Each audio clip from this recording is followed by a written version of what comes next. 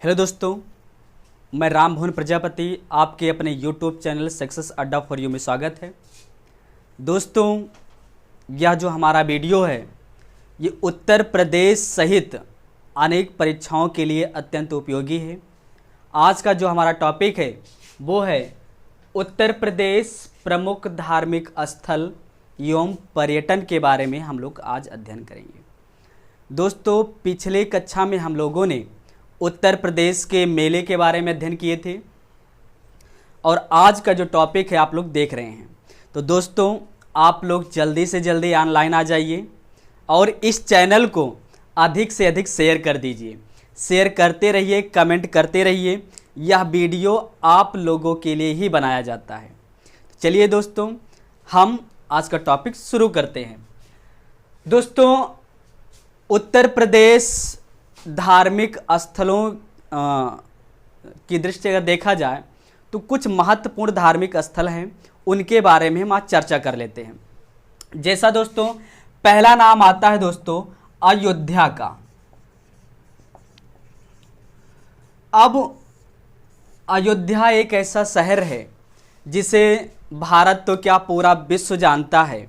इस अयोध्या के बारे में दोस्तों, अयोध्या का जो पुराना नाम है दोस्तों, जो अयोध्या का पुराना नाम है उसे अयाज्सा के नाम से जानते थे।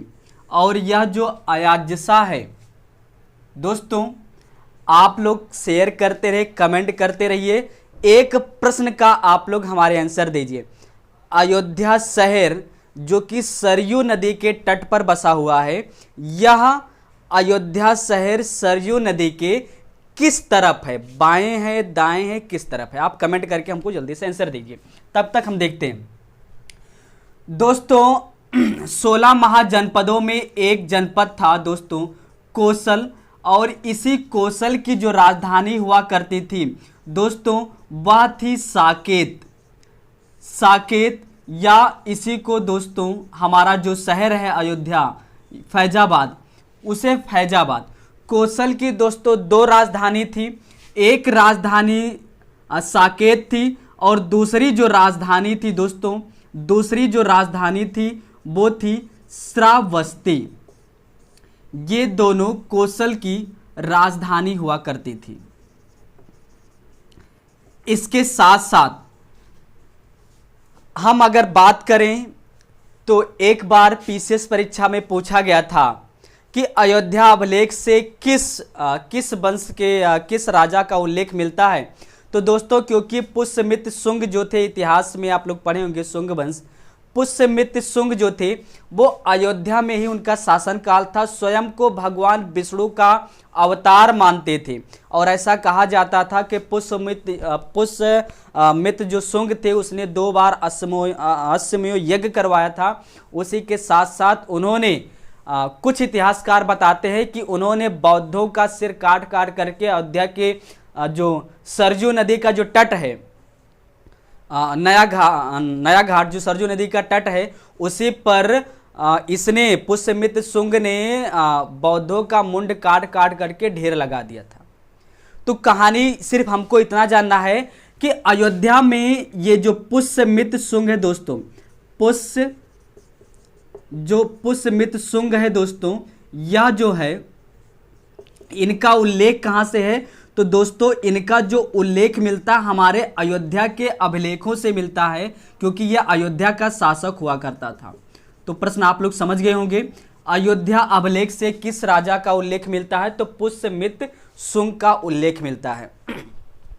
दोस्तों, इसके साथ और अगर हम बात करें तो अयोध्या में भगवान राम की जन्मस्थली है। भगवान राम की राजधानी अयोध्या थी। और कहीं कहीं आप लोग देते हैं कि कौशल के राजा, ये जो कौशल है, कौशल के राजा भगवान राम, अयोध्या राजधानी थी। इनके बारे में कुछ चर्चा करें तो भगवान राम अयोध्या में जन्म लिए थे, लेकिन कुछ विवाद आ गया था बाबरी मस्जिद और राम जन्मभूमि को लेकर के। तो हुआ ये था मुद्दा, आप लोग जानते ही हैं। सुप्रीम कोर्ट ने राम जन्मभूमि का जो फैसला आया था दोस्तों, राम जन्मभूमि का जो ये फैसला आया था, इसको सुप्रीम कोर्ट ने दोस्तों, आप लोग जानते हैं कि 5 नवंबर 2019 को सुप्रीम कोर्ट के 5 जजों की समूह 5-0 से यह कहा कि यह जो जन्मभूमि है यहाँ पर पहले राम का मंदिर था, बाद में बाबर ने आ करके यहाँ पर बाबरी मस्जिद का निर्माण करवाया, इसीलिए यह जो भूमि है ये भगवान राम का ये, अर्थात यहाँ पर भगवान राम का मंदिर बनेगा। तो फैसला राम जन्मभूमि न्याय ट्रस्ट के रूप में सुनाया था के लिए सुनाया था। आप लोग देख रहे हैं कि सुप्रीम कोर्ट ने 5 नवंबर 2019 को फैसला सुनाया। जो मुख्य न्यायाधीश थे, CJI थे भारत के, उनका नाम था दोस्तों रंजन गोगोई। तो रंजन गोगोई, इन्होंने एक ऐतिहासिक फैसला सुना दिया, अयोध्या का ऐतिहासिक फैसला 5 नवंबर 2019 को। इसके साथ साथ दोस्तों यहाँ पर भगवान राम का मंदिर बनना तय हो गया था। इसी के साथ भगवान राम के मंदिर का जो शिलान्यास, दोस्तों जो शिलान्यास होने की बात आई, हमारे देश के यशस्वी प्रधानमंत्री मोदी जी, दोस्तों प्रधानमंत्री PM जो है मोदी हैं, इन्होंने 5 अगस्त 2020 को अपने वायु विमान से अयोध्या साकेत PG कॉलेज अयोध्या के ग्राउंड में उतरे और वहां से ये राम जन्मभूमि में गए और वहां पर इस राम मंदिर का शिलान्यास किया। इन्होंने दोस्तों 22 किलो 600 ग्राम का जो चांदी है, शुद्ध चांदी का ईंट रख करके इसका शिलान्यास किया। और आपको बता दें कि विश्व का सबसे ऊंचा विश्व का सबसे ऊंची जो मूर्ति है, वह दोस्तों मूर्ति है आपके, यही जो हमारे अयोध्या में जो मूर्ति बन रहा है भगवान राम का, मूर्तिकार कौन है? तो दोस्तों आप लोग नाम सुने होंगे, राम सुतार इसके मूर्तिकार हैं। और इनके बेटे राम सुतार और इनके बेटे का नाम है दोस्तों अनिल सुतार। ये 2 महान कलाकार, यही 2 महान कलाकार हैं। ये रहने वाले कहाँ के हैं दोस्तों? तो ये दोस्तों ये नोएडा के रहने वाले हैं। तो राम सुतार और अनिल सुतार, हमारे जो दुनिया का जो सबसे ऊंचा राम मंदिर बन रहा है, यह जो राम मंदिर है दोस्तों, जो राम मंदिर है यह विश्व का सबसे ऊंचा मंदिर बनेगा, जो कि 251 मीटर ऊंचा होगा। दोस्तों आप लोग के आंसर मिले होंगे। अयोध्या सरयू नदी के बाएं तट पर स्थित है। बहुत अच्छे आप लोग के कमेंट आ रहे थे। चलिए दोस्तों इसको आप लिखिए और दोस्तों इसको आप थोड़ा और शेयर करिए, और शेयर करते रहेंगे थोड़ा हमारा भी मनोबल बढ़ेगा। तो आप लोग अपने दोस्तों को लाइव लाइए। चलिए दोस्तों अगला हम प्रश्न लिखते हैं, इसको आप लोग लिख लीजिए, मिटा दे रहे हैं। तो अयोध्या शहर के बारे में हम लोगों ने जाना, चलिए कुछ और नाम जानते हैं।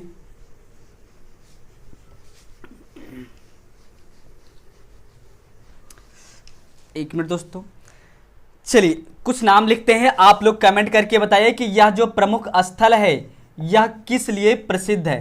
पहला दोस्तों है कपिल वस्तु, आप कमेंट करके बताइए क्यों फेमस है। दूसरा है लुम्बनी, और तीसरा है कुशीनगर। दोस्तों कुशीनगर। तीसरा है श्रावस्ती,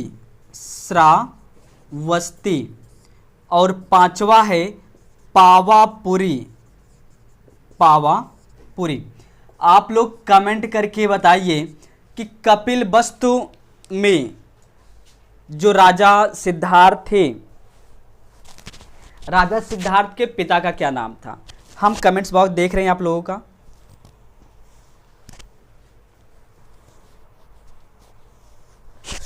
बहुत अच्छे।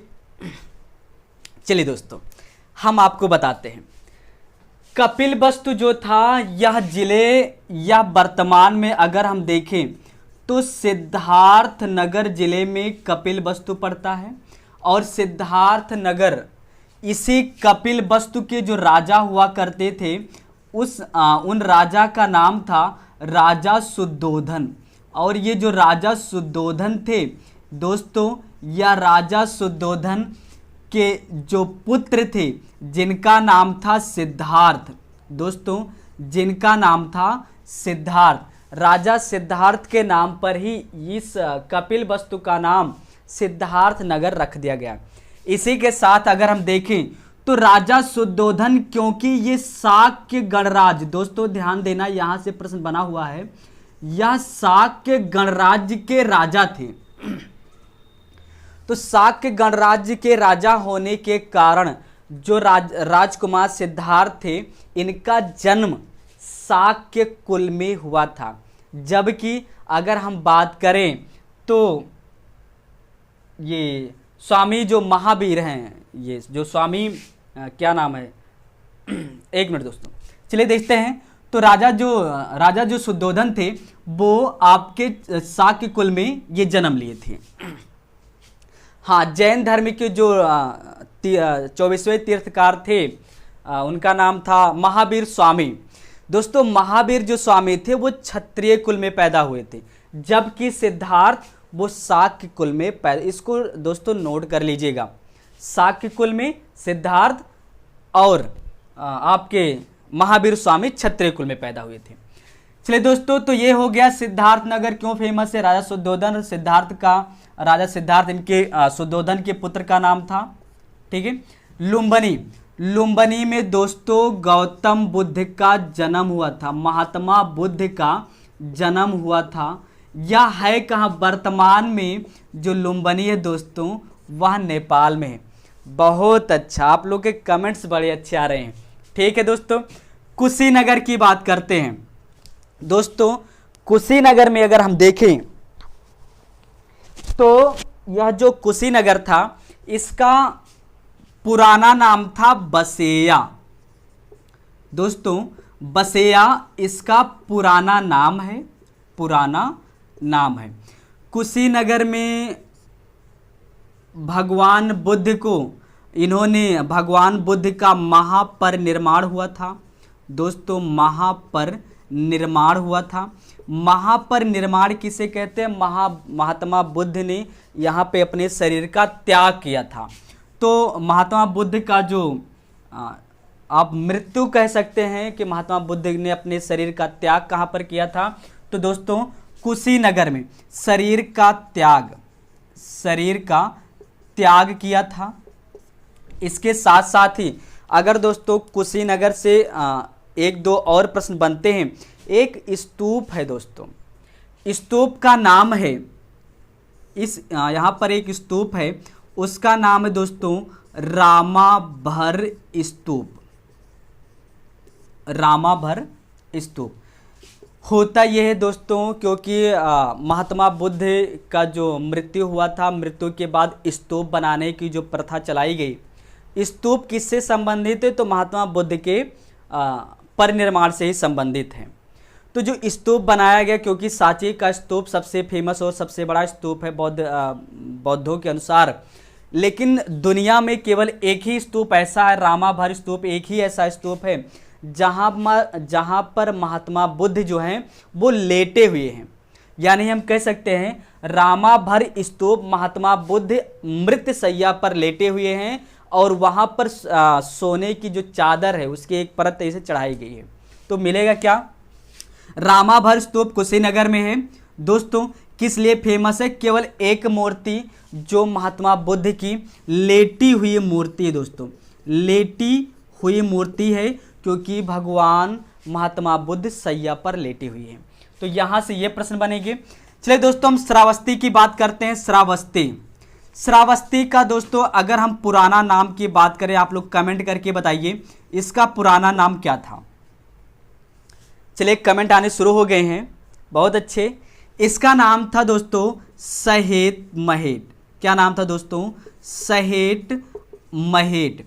तो इसका पुराना नाम सहेत महेट था। यही जो श्रावस्ती थी दोस्तों, यही श्रावस्ती हमारे जो कोसल है, जो कोसल अयोध्या की राजधानी थी कोसल, उसी श्रावस्ती या भी कोसल की जो राजधानी थी वो भी दोस्तों श्रावस्ती ही थी। कोसल की दूसरी राजधानी दोस्तों श्रावस्ती थी। इसके साथ साथ अगर हम देखें तो महात्मा बुद्ध को सबसे प्रिय दोस्तों, महात्मा बुद्ध का सबसे प्रिय जो स्थान है, जो सबसे प्रिय जो इनका शहर था वो आपका श्रावस्ती था। इसलिए प्रश्न आता है, महात्मा बुद्ध ने अपना पहला उपदेश सारनाथ में दिया था, लेकिन सबसे ज़्यादा उपदेश श्रावस्ती में दिया था, क्योंकि महात्मा बुद्ध को श्रावस्ती से बड़ा लगाव था। इन्होंने अपना अधिकतम समय श्रावस्ती में ही बिताया था। इसी के साथ अगर हम दोस्तों देखें तो यहाँ पर आजीवक संप्रदाय के संस्थापक थे दोस्तों। आजीवक संप्रदाय के संस्थापक, उनका नाम था मक्खली गोसाल। दोस्तों इधर लिख दे रहे हैं। तो ये जो आजीवक संप्रदाय के जो संस्थापक हैं,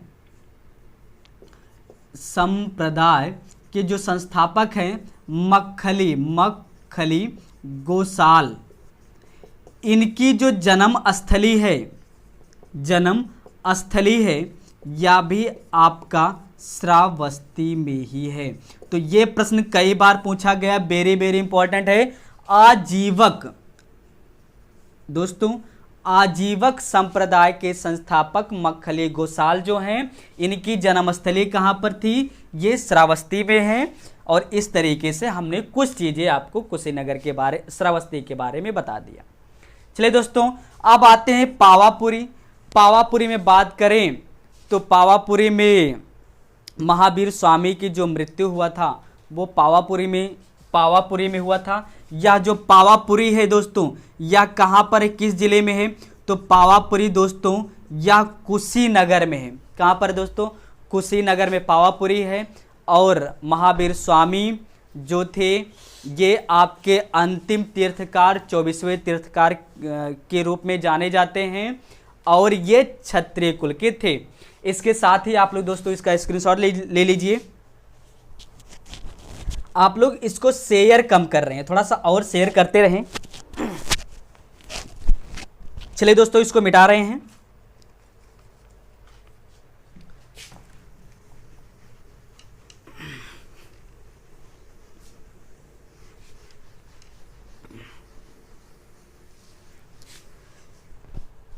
अब दोस्तों चलिए आते हैं आपके कुछ अन्य महत्वपूर्ण प्रश्नों पर। प्रयाग के बारे में, प्रयाग, आप लोग दोस्तों बताएंगे कि जो अभी आप कमेंट बॉक्स में आप हमको जवाब दीजिए कि इलाहाबाद का नाम बदलकर प्रयागराज योगी सरकार ने कब रखा? ठीक है, आप लोग कमेंट करिए। दोस्तों इधर बात करते हैं, प्रयाग जो था, अगर हम बात करें गुप्तों के शासनकाल के बाद इस प्रयाग को अपनी राजधानी गुर्जर प्रतिहार से लेकर के प्रतिहार है, राष्ट्रकूटों आदि लोगों ने इसको जीता, अपनी राजधानियां तक बनाए। इसके साथ साथ अगर हम बात करें प्रयागराज की अगर हम बात करें तो यह जो प्रयाग है, प्रयाग या वर्तमान में प्रयागराज जिले में स्थित है प्रयाग। और यहाँ प्रयाग जो है गंगा, यमुना और अदृश्य रूप से दोस्तों, अदृश्य रूप से सरस्वती नदियों का संगम है। सरस्वती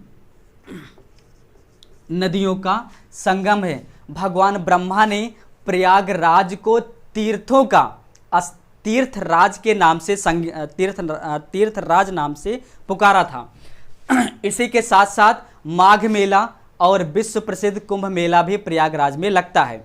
इसी के साथ साथ अगर हम देखें तो जो अकबर हुआ करते थे, अकबर उन्होंने 1574 ईस्वी में दोस्तों 1574 ईस्वी में इसका नाम बदलकर, प्रयाग का नाम बदलकर इन्होंने इलाहाबाद रख दिया था।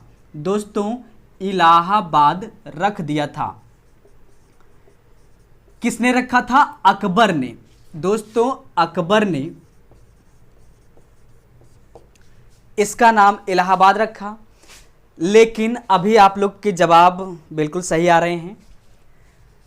इसके बाद हमारे जो सीएम हैं, योगी जी हैं, उन्होंने अक्टूबर 2018 में इसी इलाहाबाद का नाम बदलकर प्रयागराज रख दिया। क्या दोस्तों? प्रयागराज रख दिया। बहुत अच्छे। आपको बताएं, ये जो लगभग था, अगर देखें तो 444 वर्ष के बाद इस इलाहाबाद का नाम प्रयागराज रखा गया। एक कहानी और मिलती है दोस्तों, जो वर्धन वंश के थे, जो हर्षवर्धन थे, आप लोग जानते हैं कि कन्नौज के धुरंधर कहे जाने वाले, कन्नौज के बारे में आपको एक वीडियो बताएंगे। हर्षवर्धन, इन्होंने ये जो थे कहा जाता है कि उत्तर भारत के अंतिम हिंदू राजा भी थे। हर्ष प्रत्येक पांचवें दोस्तों जो हर्षवर्धन थे, ये प्रत्येक 5 वर्ष के उपरांत आते थे और प्रयाग में महामोक्ष परिषद की स्थापना करते थे। इसका मतलब है कि प्रत्येक 5 वर्ष के बाद हर्षवर्धन अपनी संपत्ति का कुछ भाग ये दान करते थे। इसके साथ चलिए दोस्तों, अब हम आते हैं, थोड़ा सा आगे बढ़ते हैं। एक शहर है दोस्तों कौसाम्बी के बारे में अगर हम चर्चा करें तो कौसाम्बी, जैसा कि आप लोग जानते हैं कि इलाहाबाद के बगल में कौसाम्बी जिला है, और यह जो कौसाम्बी जिला है 16 महाजनपदों में जो एक जो महाजनपद था वत्स की राजधानी है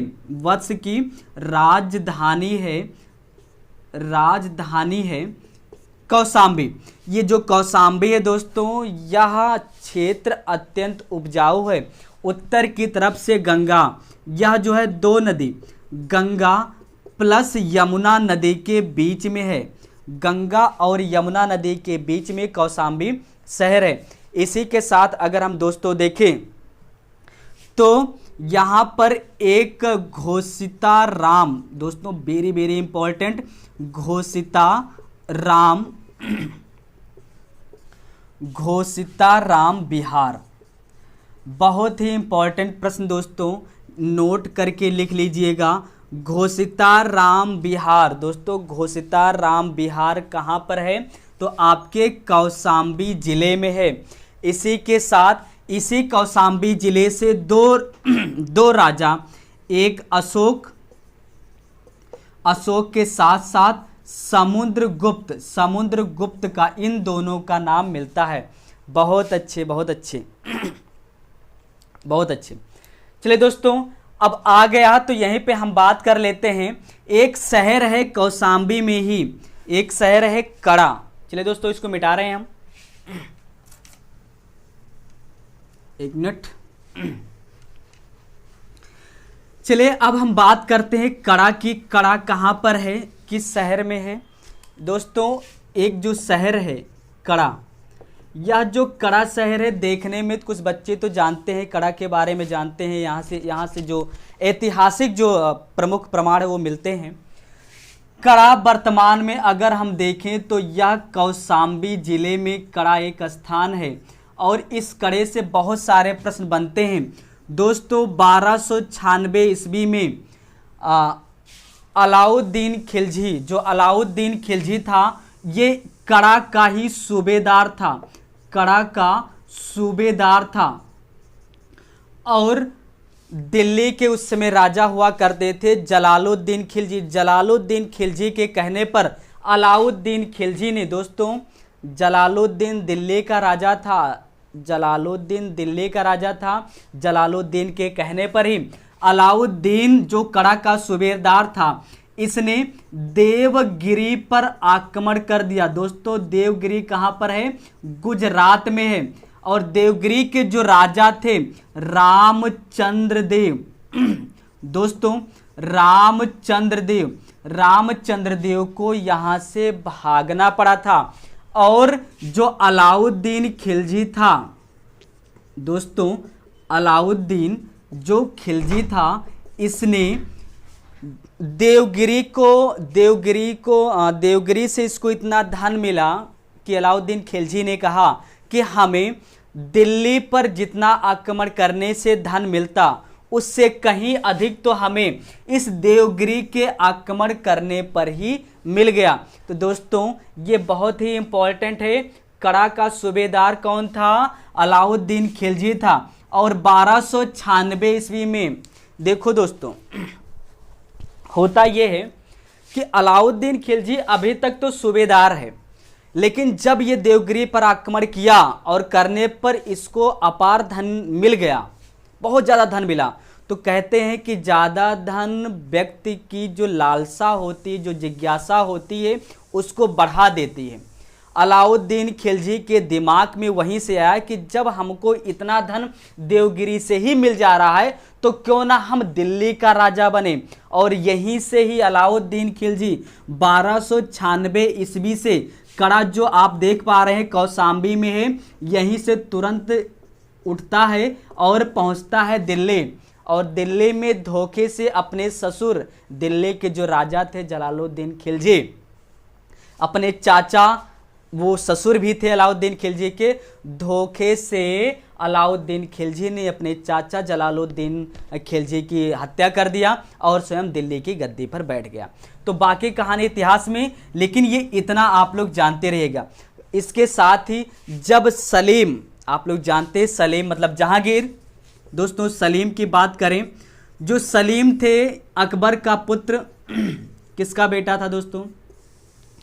अकबर का पुत्र जो सलीम था, क्योंकि सलीम अनारकली से अत्यधिक प्रेम करता था और अनारकली से प्रेम करने के कारण जो अकबर थे वो कहीं ना कहीं अपने बेटे से वो नाराज हुआ करते थे। और सलीम जो था, सलीम अनारकली से अत्यधिक प्रेम करता था और अनारकली के चलते ही सलीम और अकबर के बीच युद्ध विद्रोह हो जाता है। तो दोस्तों जो ये सलीम थे, ये अकबर का जो पुत्र सलीम था, ये भी भाग करके कहाँ जाता है? कड़ा चला जाता है। वहाँ विद्रोह होने के बाद वहाँ चला जाता है। बाकी तो आप लोग जानते हैं कहानी। आगे जब जहांगीर की बात आएगी तो न्याय की जंजीर के लिए फेमस अनारकली का जो मकबरा आप जानते हैं लाहौर में बनवाया है, वो सारी कहानी आपको इतिहास मिलेगी। लेकिन कड़ा के बारे में बता रहे, कड़ा कौशाम्बी के बारे में, तो दो चीज़ ये आप जानते रहिएगा। इसके साथ साथ अगर हम बात करें दोस्तों, तो एक और चलते हैं, खंजवा चलते हैं। कहाँ चलते हैं दोस्तों? खंजवा। हमें लग रहा है कुछ ज़्यादा तो नहीं हो रहा है, चलिए आप कमेंट कर रहे हैं, बहुत अच्छा लग रहा है। खंजवा शहर ये कहाँ पर है दोस्तों? यह वर्तमान में प्रयागराज, जिसे हम इलाहाबाद के नाम से जानते थे, खंजवा वहीं पर है। फेमस क्यों है?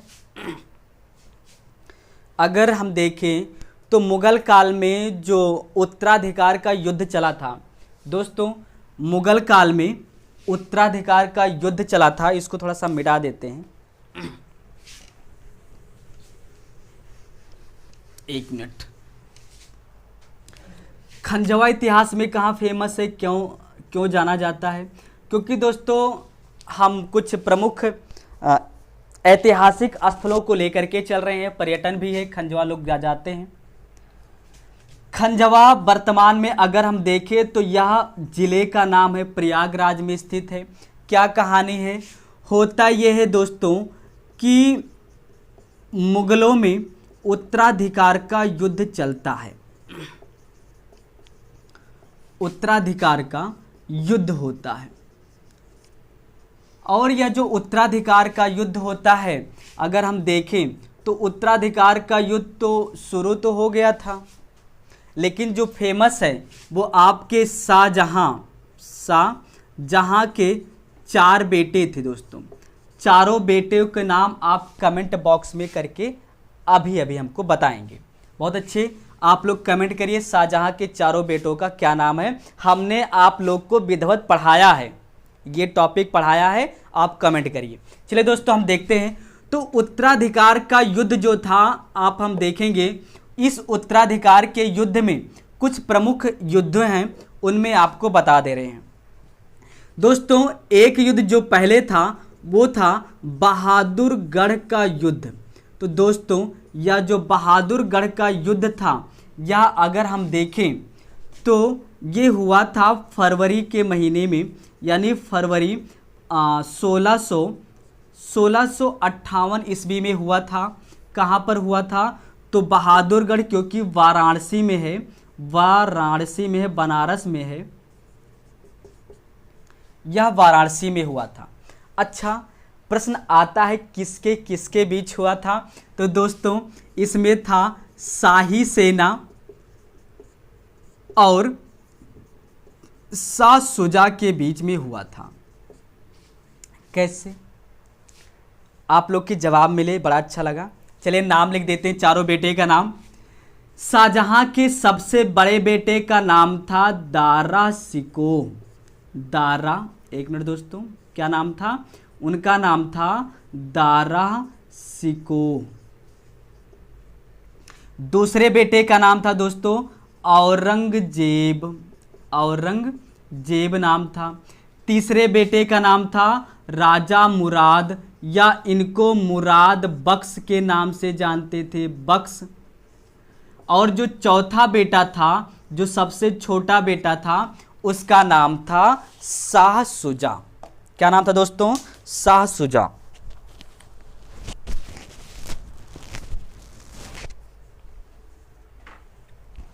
दोस्तों गर्मी थोड़ा ज़्यादा ही हो रहा है।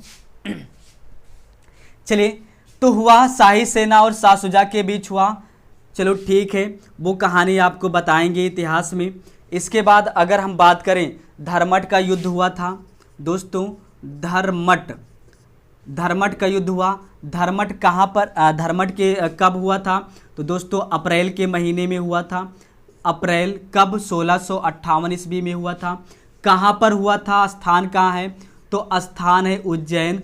उज्जैन कहाँ पर है? तो आप लोग जानते हैं, एमपी में है, मध्य प्रदेश में है। अच्छा, किसके किसके बीच हुआ? तो आप लोग जानते हैं कि भैया शाही सेना यानी शाही सेना में दारा शिकोह आ जाते हैं। शाही सेना और औरंगजेब के बीच में हुआ था, औरंगजेब के बीच में हुआ था। विजयी कौन हुआ था? विजयी औरंगजेब हुआ था। यहाँ पर कौन विजयी था? विजयी शाही सेना था। धर्मट के युद्ध के बाद जो दोस्तों जो आप तीसरा होता है, उसे बोलते हैं सामूगढ़ का युद्ध। तो दोस्तों ये जो सामूगढ़ का युद्ध था, ये कब हुआ था? तो दोस्तों ये मई में हुआ था। मई कब? 1658 ईस्वी में, 1658 ईस्वी में। अच्छा, ये सामूगढ़ है कहाँ? तो दोस्तों सामूगढ़ है आगरा में। कहाँ पर है? आगरा में है। किसके किसके बीच हुआ? तो दोस्तों दारा शिकोह,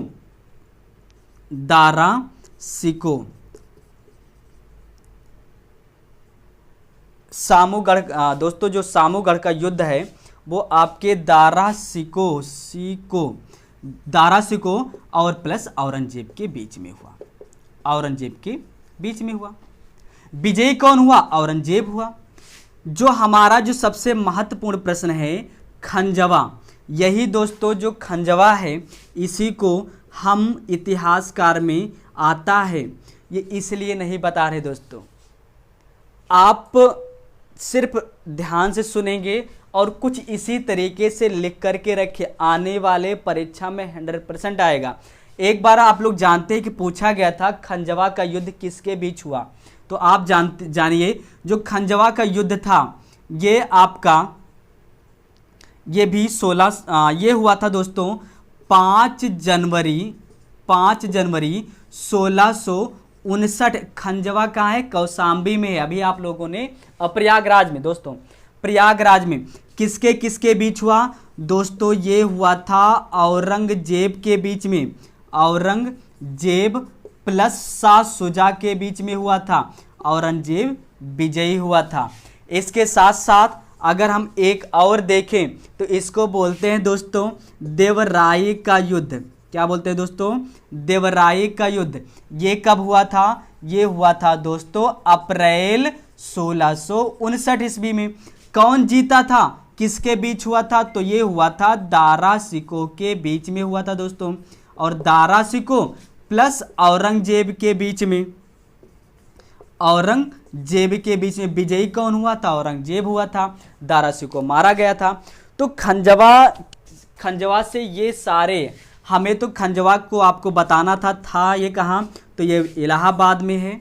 लेकिन इसके साथ साथ ये उत्तराधिकार का युद्ध मुगल काल के इतिहास में वेरी वेरी इंपॉर्टेंट था, इसलिए हमने बता दिया। चलिए दोस्तों आगे चलते हैं। आपके कुछ प्रमुख शहरों के नाम हैं, हम लिख दे रहे हैं, आप लोग बताते रहेंगे। चलिए बहुत अच्छा, इसको मिटा दे रहे हैं। आप लोग लाइव तो आ रहे हैं, लेकिन कुछ बच्चे यहाँ से चले जा रहे हैं। आप देखते तो हैं लेकिन कंटिन्यूटी नहीं बना पा रहे हैं। आप लोग कंटिन्यूटी बनाइए और अधिक से अधिक थोड़ा देर तक रहिए। आप लोग तुरंत आते हैं चले जाते हैं। चलिए दोस्तों, एक है कलिंजर। चलिए आप लोग बताइए कलिंजर क्यों फेमस है?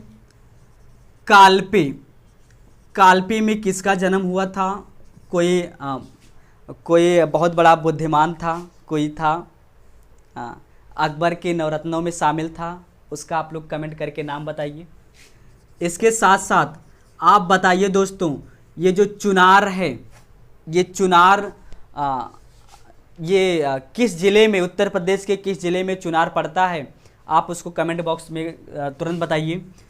इसके बाद आप दोस्तों देखेंगे, चुनार के बाद एक शहर है दोस्तों जौनपुर। चलिए दोस्तों आप लोग बताइए कि जौनपुर की स्थापना किसने करवाया था? आप लोग कमेंट बॉक्स में करिए, तब तक हम यहाँ पे कुछ बता रहे हैं। चलिए दोस्तों,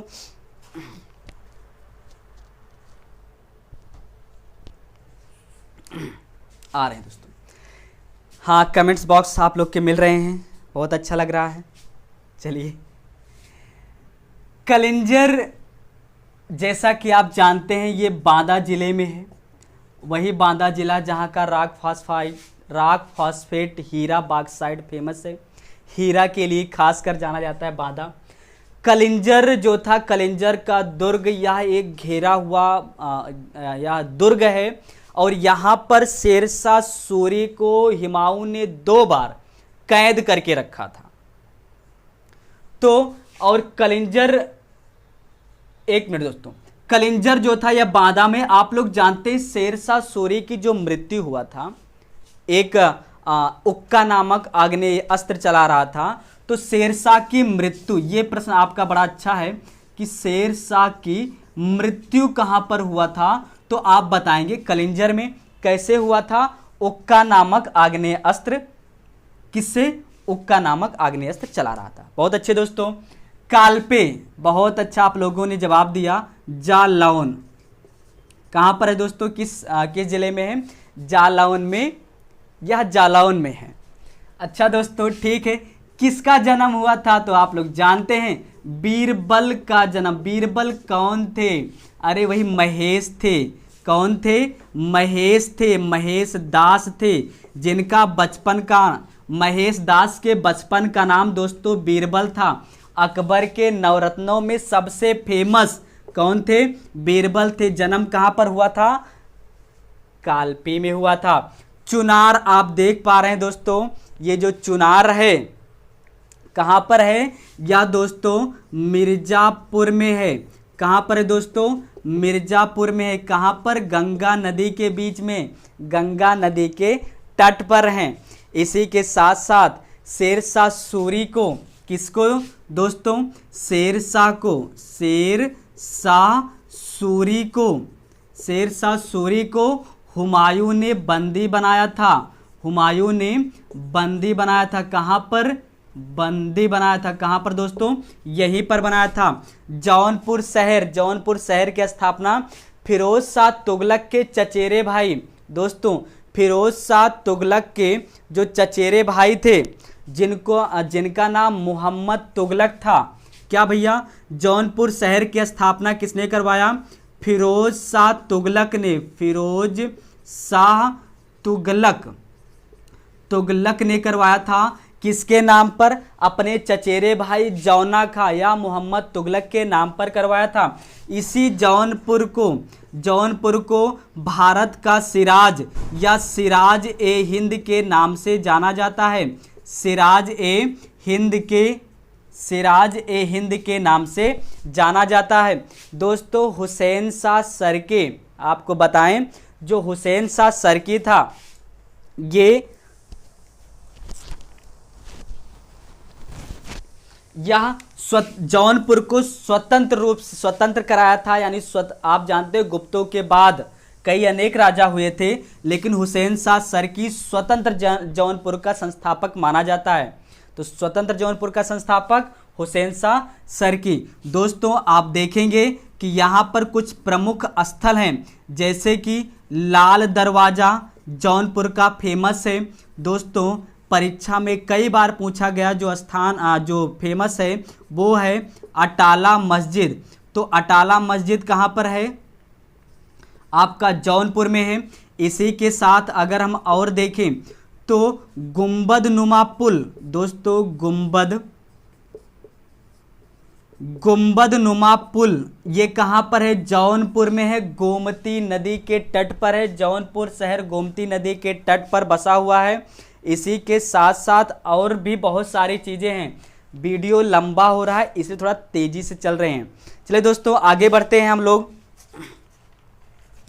चलिए आप लोग बताएंगे काशी के बारे में कुछ बताइए। काशी बनारस के बारे में आप लोग लिख लिए होंगे। Very good.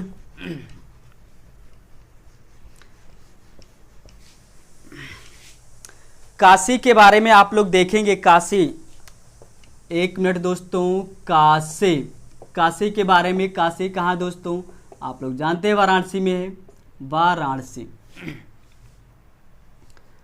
भारत का सबसे प्राचीन शहरों में देखा जाए तो वाराणसी का नाम फेमस है। और जो ये काशी था, वाराणसी जो है, यह दो नदी आप लोग जानते हैं, वरुणा और अस्सी नदियों के बीच, 80 नदियों के बीच होने के कारण इसका नाम वाराणसी, वरुणा और 80 नदियों के बीच होने के कारण इसको वाराणसी के नाम से जानते हैं। इसके साथ अगर हम देखें, यहाँ पर बनारस हिंदू विश्वविद्यालय बना है। और आप लोग जानते हैं इसके साथ साथ, एक मिनट दोस्तों, इसके साथ अगर हम देखें तो काशी का जो उल्लेख मिलता है वो रामायण, महाभारत, अथर्ववेद आदि पुराणों में भी मिलता है। अगर इसके बात करें तो काशी की स्थापना का जो श्रेय मिलता है दोस्तों, महाभारत के अनुसार काशी शहर की जो स्थापना की अगर हम बात करें तो दाबोदास, कौन है दोस्तों? दाबोदास, ये जो राजा थे उन्होंने काशी की स्थापना किया था। अगर प्रमुख पर्यटन स्थल की बात करें तो आप देखेंगे विश्वनाथ मंदिर। दोस्तों विश्वनाथ मंदिर, इसके साथ साथ विश्वनाथ मंदिर के बाद अगर हम देखें तो यहाँ पर अन्नपूर्णा, दोस्तों अन्नपूर्णा